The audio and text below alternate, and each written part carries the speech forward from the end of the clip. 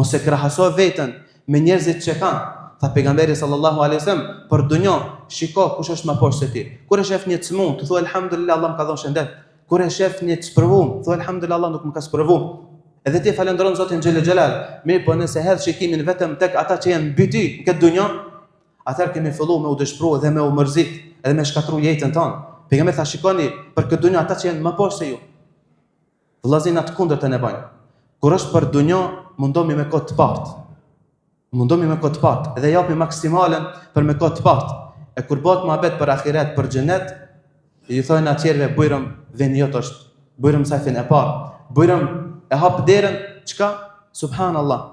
Allahu xhelle xhelalu të kundërtën na thot në Kur'an: "Wasari'u wasabiqu ila maghfiratin min rabbikum falyatanafasil mutanafisun." Në mënyrë urdhërore, shumë ajete kanë ardhur që ka thonë Allahu azza wa jall, garoni për ahiretin, garoni për xhenetin. Të parë do të me konë, s'do të më alishu kërkujt rrugën, se nesër këtë kena nevojë të Allahu azza wa jall me konë më të mirë, me konë gradën më të lartë xhenetit. Po fatkeqësisht ne ja japna derën tjerëve, derisa na dojna me konë të mbron. E kur është për dunjë, mundomi me kohë të parë. E pejgamberi sallallahu alaihi wasallam ka thënë mos u bani parë, po shiko ata që janë më poshtë se ti, në mënyrë që thotë gjuha jote elhamdulillah për ato të mira që na ka dhënë Allahu azza wa jall.